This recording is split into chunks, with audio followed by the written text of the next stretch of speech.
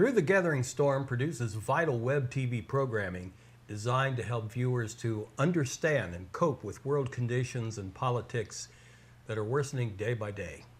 Hello, I'm Chaplain R.T. Byram. The modern nation of Iran keeps popping up in the news. What is the history of Iran? And what is its significance in this world's march toward the end of times? Pastor Reinhold Buxbaum joins me to answer those vital questions. Reinhold is the pastor of the Way Church and is the host of a long-running web TV series entitled Connect the Dots. His web and personal appearances show Israel's key importance to the fulfillment of biblical prophecy leading to the end times and the return of Jesus Christ. His subject for the program today is the Iran factor. Welcome. Thank you very much. It's a pleasure, as always, to be with you. You know, Iran calls America the great Satan and considers Israel and all who support her as enemies to be destroyed. Why is that, and how did their hatred against us actually begin? Well, let me begin by sharing with you some facts about Iran's history, where traces of civilization go back 4,000 years BC. It's an ancient country, and of course it was always called Persia until the year 1935, when it switched to Iran, which comes from the word Rouhani, which means land of the Aryans. You might be surprised how much of biblical history happens in Persia. Ancient people and civilization played a significant part in Old Testament history. Iran's first emperor, Cyrus, lived from 580 to 529 BC. He founded Persia by uniting the two original Iranian tribes, the Medes and the Persians. When Cyrus conquered Babylon, he did so to cheers from the Jewish community, who welcomed him as a liberator because he allowed the Jews to return back to the Promised Land. The Medes settled in the northwest region of Iran, and the Persians lived further south. Cyrus the Great created the largest empire the world has yet seen. The prophet Jeremiah prophesied hundreds of years before it happened that Israel would be deported to Persia and enslaved for exactly 70 years. You know, the book of Jeremiah is almost entirely about Israel and Judah and what God had in store for them throughout the ages. Are there other places in the Bible that deal with Persia, for instance? Yes. It is Daniel who records even more about Persia. In fact, the entire book of Daniel was written by the prophet from Persia. Then there is the biblical book of Esther. It tells us of the story how the Jews would have been totally wiped out if it were not for a young Jewish girl named Esther. A man named Haman was the advisor to King Xerxes, who ruled over the entire Persian world kingdom. Haman was obsessed with a hatred for the Jews and planned to wipe them off the face of the earth. But God had other plans, and so a Jewish girl named Esther became queen and single-handedly saved the entire Jewish population of that time. When was that? That was back in the year 479 BC. Mm-hmm. Then, between 633 and 651 AD, Muslims conquered Persia. And since then, there is a growing anti-Jewish sentiment. The former Iranian president, Ahmadinejad, had the same feelings toward the Jews as Haman did. Quote, "Let's wipe the Jews off the face of the earth." Ahmadinejad believes that all the Jews will be killed when the 12th Imam comes. Most Muslims are either Sunnis or Shiites worldwide. Mm-hmm. There are about 80% Sunnis, 20% Shiites, but Iran has mostly Shiite Muslims. Within the Shiites, it is prophesied that there is a coming 12th Imam who is the great spiritual savior. This Imam is named Abu al-Qasim Muhammad, or also called Muhammad al-Mahdi. He is said to have been born the son of the 11th Imam, Hassan al-Askari, and his wife, the granddaughter of an emperor. Most accounts of the story say that al-Mahdi went into hiding as a child, around the age of 5 years in the 13th century. They believed that he has been in hiding in the well and will soon emerge from it. Just What imagine a strange story. That's right. Yes. Ahmadinejad also believed that he would speed up the coming of this Muslim Messiah if there is war and unrest and chaos in the world. That is why he would welcome war with the little Satan Israel and the big Satan America. And he might just get his wish. Since the 4th of August 2013, Iran has a new president by the name of Hassan Rouhani. He's very different than Ahmadinejad. Hassan Rouhani was trained at Glasgow at the university in Scotland and comes across as a gentle and charmful gentleman. However, knowing some of his statements of the past years, we know that he is everything but gentle. Israeli leadership told us that Ahmadinejad was a wolf in wolf's clothing, but Hassan Rouhani is a wolf in sheep's clothing. No doubt he will be able to fool many of the world's leaders. Once again, he wants to negotiate to win time so that Iran can complete the construction of the atomic bomb. However, Israel will not play that game much longer. As you know, almost 40% of the world's oil comes through the Strait of Hormuz. Ahmadinejad threatened to shut the narrow waterway down by putting mines into the seawater. America answered that if that happens, American minesweepers will clean up the Strait of Hormuz against the will of the Iranian military. This would draw America quickly into an armed conflict with Iran. Well, what is the reaction of Iran's leaders to the possible intervention of the powerful American military? Well, recently, Iran's supreme religious leader, Ayatollah Ali Khamenei, has held several meetings with his economic and military advisors and told them to prepare for war. It includes the execution of those Iranians who oppose the regime. And on the 3rd of January 2012, Iran threatened to take action if the US Navy moves an aircraft carrier back into the Persian Gulf. Iranian Army Chief Ayatollah Salari said the United States had moved an aircraft carrier out of the Gulf because of Iran's naval exercises, and Iran would take action if the ship returned. Quote, Iran will not repeat its warning. The enemy's carrier has been moved to the Gulf of Oman because of our drill. I recommend and emphasize to the American carrier not to return to the Persian Gulf, he said. Pretty brave words. That's for sure.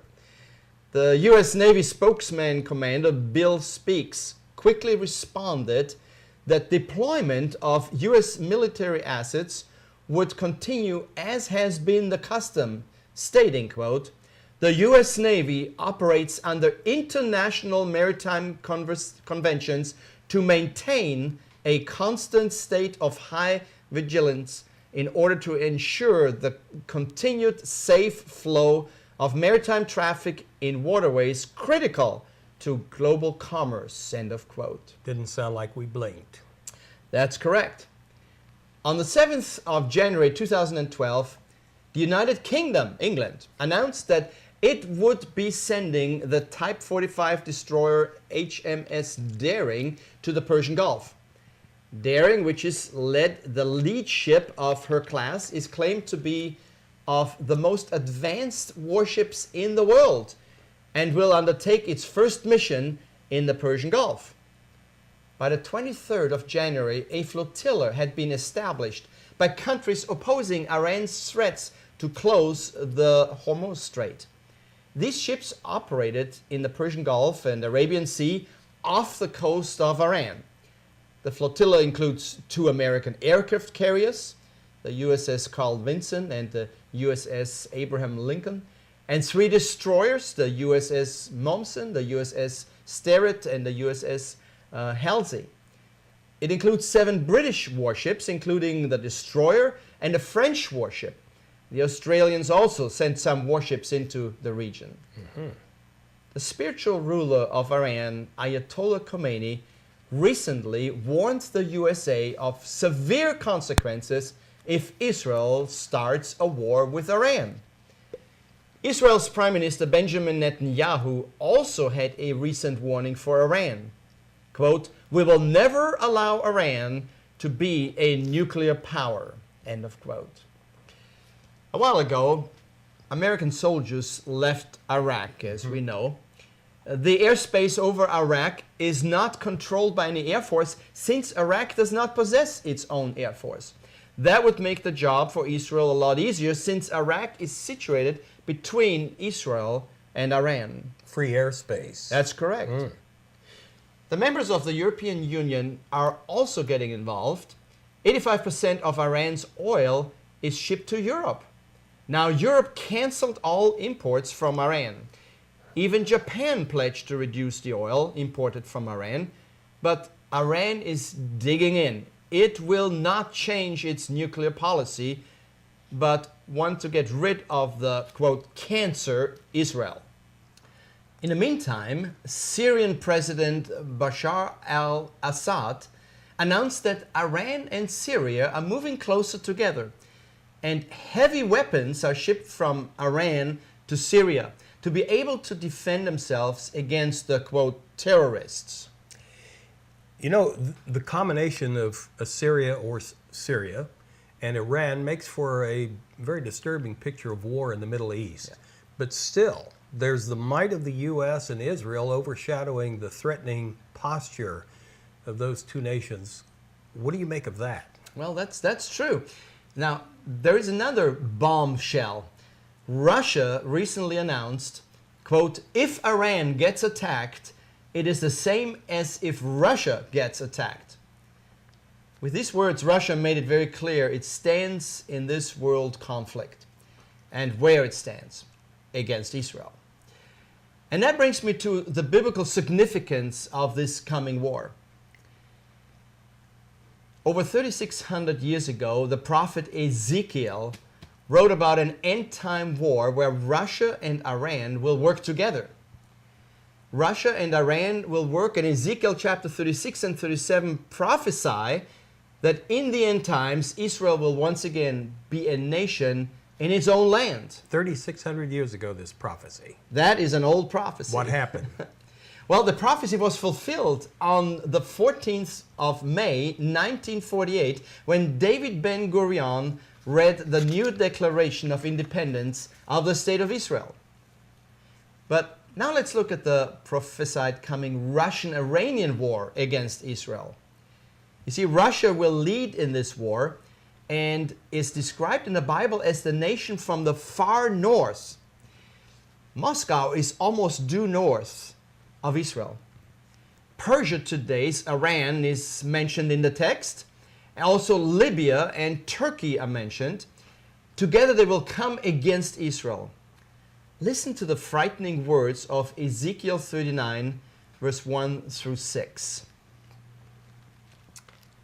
"Son of man, prophesy against Gog and say, 'This is what the sovereign Lord says. I'm against you, O Gog, chief prince of Meshech and Tubal. I will turn you around and drag you along. I will bring you from the far north and send you against the mountains of Israel. Then I will strike your bow from your left hand and make your arrows drop from your right hand. On the mountains of Israel you will fall, you and all your troops and the nations with you. I will give you as food to all kinds of carrion birds and to the wild animals. You will fall in the open fields, for I have spoken, declares the sovereign Lord. I will send fire on Magog and those who live in safety in the coastlands, and they will know that I am the Lord. Now, here are a few comments. Number one, Russia has no choice because God himself will drag the armies of Russia down to Israel. Number two, the enemy armies of Israel will be destroyed, not by the Israeli army or air force, but by God himself. Number three, this war will happen at the end of time because at that time Israel will recognize the Messiah, Jesus Christ, as their Savior, and all Israel will be saved. Now listen to Ezekiel 39, verse 7 and 8. I will make known my holy name among my people Israel. I will no longer let my holy name be profaned. And the nations will know that I, the Lord, am the Holy One in Israel. It is coming. It will surely take place, declares the sovereign Lord. This is the day I have spoken of. You know, we're possibly witnessing the true end time events that people have been expecting to come to pass for years, decades, perhaps even centuries. So now here's an important question that so many people ask. How far are we from this earth-shaking event? Days, months, years? Yeah. And of course, that's a good question, but we can't tell with certainty. But look at the breathtaking events of the last days and weeks and months as things are falling into place. Number one, Turkey switches from being a friendly nation of Israel to a bitter enemy of Israel. Number two, Iran repeatedly declares that it will erase the cancer of Israel off the map. Number three, Russia declares that it will stand with Iran and fight on Iran's side. And number four, Libya changes leadership and a much more radical direction against Israel is taken. Number five, the new leadership of Egypt declares that it will no longer honor the treaties with Israel, and all of this is not just happening by chance in such a short order. No, the coming war against Israel is just around the corner, although we can't put a time to it. But so is the rapture of the church. And so really the question that we have is, are you ready? Are you ready for the coming of the Lord? Now maybe you have some questions about that. If you do, let us know. Yes, indeed. And our thanks to you, Pastor Reinhold Buxbaum, for this vital and timely message. The mission of all of these programs brought to you on Through the Gathering Storm websites, we do our part to fulfill Matthew 24:14, which most people are familiar with. It says, "This gospel of the kingdom shall be preached in the whole world as a testimony to all nations, and then the end will come." So don't miss a single message as we bring the truth of the living word to a dying world searching for answers. I'm Chaplain R.T. Byram. Thank you.